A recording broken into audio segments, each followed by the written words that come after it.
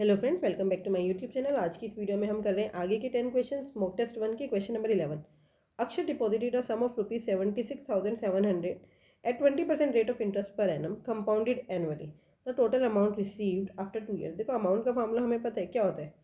अच्छा, आपको यहाँ पे 2 जीरो दिख रहे हैं ना, तो मैं इसको ऐसा करूँगी कि 2 जीरो से 2 जीरो कैंसिल हो जाए।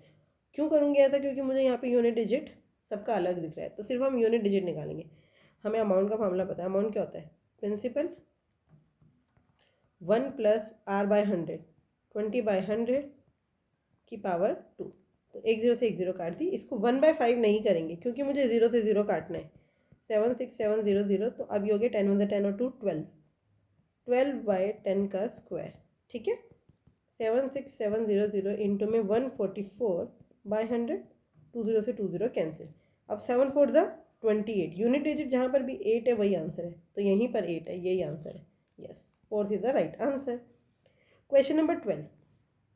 A, B, C can do a piece of work in 8, 3 and 24 days respectively. How long will they take to do it working together? देखो ये A है, ये B और ये C। इसको लगते हैं 8 दिन, इसको लगते हैं 3 दिन और इसको लगते हैं 24 दिन। इनका एलसीएम होता है 24, तो मैंने मान लिया टोटल 24 यूनिट काम है। तो A कितना काम करेगा एक दिन में? 8 3 ज़ा 24, 3 यूनिट काम करेगा रोज। B कितना करेगा? 3 8 ज़ा 24, 8 यूनिट काम। और C कितना करेगा? 1 यूनिट काम। अब टोटल 24 है, 8 और 1 9 3 12 है ना। तीनों मिलकर एक दिन में कितने यूनिट काम कर रहे हैं? 12। 12 2 24, दो तीनों मिलकर 2 दिन में पूरा काम निपटा देंगे। Question number 13। The average of 13 number is 11। Average कितना है 13 नंबर का? 11। If each number is multiplied bye 5। अगर हर एक नंबर को 5 से मल्टीप्लाई कर देंगे तो एवरेज भी 5 से मल्टीप्लाई हो जाएगा। 11 5 ज़ा 55, 55 is the right answer. Question number 14। A sum of ₹9 94,600 is deposited at 8% per annum for 2 years. Find the difference in the interest rate when it is compounded annually and when the simple interest is applied. आप देखो कितना difference आ रहा है। अगर simple interest होता तो आपको कितना इंटरेस्ट मिलता? 8 + 8 16%। ठीक है, और अगर कंपाउंड इंटरेस्ट होता तो 8 + 8 तो मिलता ही, प्लस 8 पर 8% और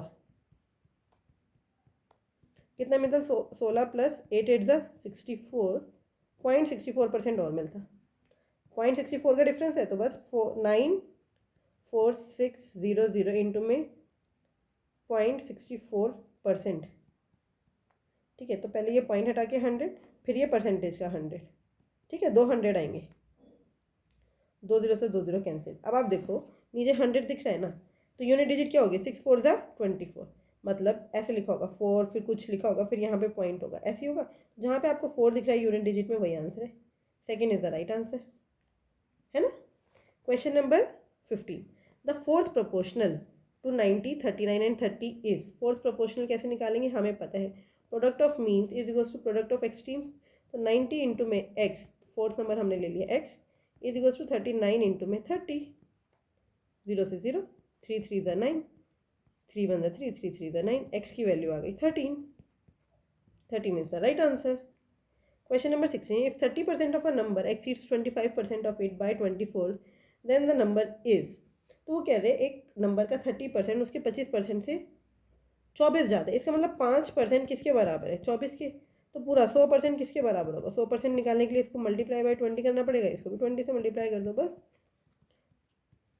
480। 480 इज द राइट आंसर।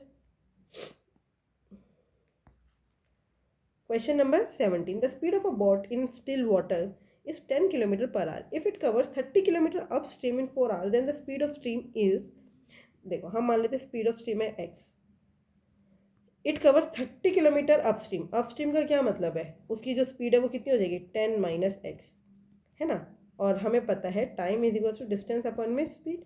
तो डिस्टेंस कितना है? 30 इज इक्वल्स टू 4। यही होगा ना, डिस्टेंस अपॉन में speed is equals to time. ये 7.5 हो गया, तो 10 - x इज इक्वल्स टू 7.5। तो x की वैल्यू कितनी आ गई? 2.5। x की वैल्यू कितनी हो गई?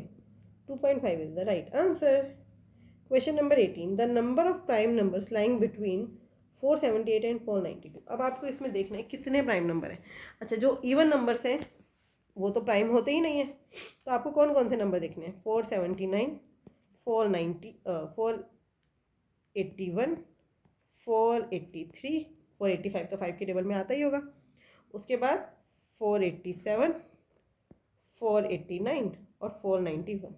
अच्छा, अब इनमें से देख लेते हैं कौन सा 3 से डिविजिबल है। ये 7 4 11, ये तो नहीं है। 8 और 1 9 और ये 4, ये भी नहीं है। 8 4 12 12 3 15, ये है, तो ये तो आंसर नहीं हो सकता। 487, भाई इनमें 4 का गैप है, तो ये भी 3 से डिविजिबल नहीं है।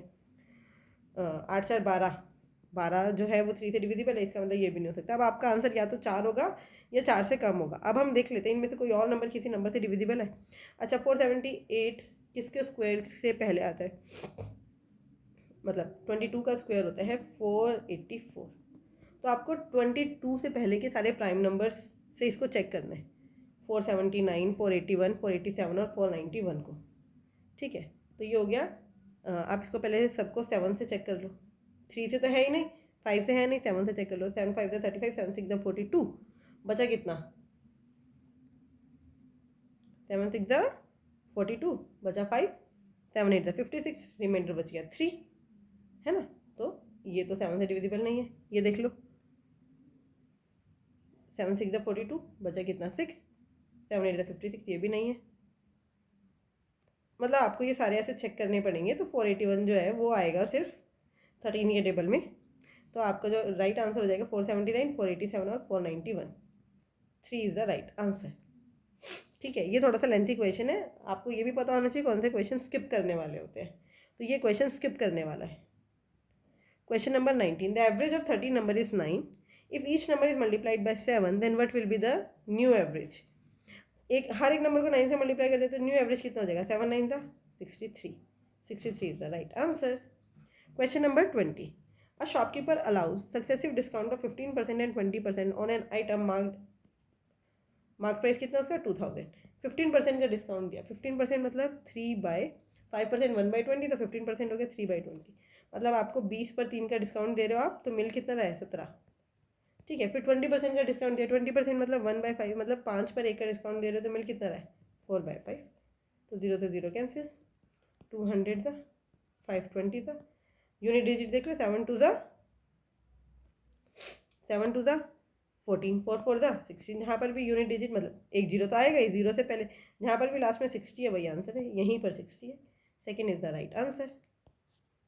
आई होप आपको ये 10 क्वेश्चन बहुत अच्छे से समझ आए होंगे। फिर भी अगर कोई डाउट है तो आप मुझसे पूछ सकते हैं @maths PS1 टेलीग्राम चैनल पर। Thank you, keep learning, keep practising.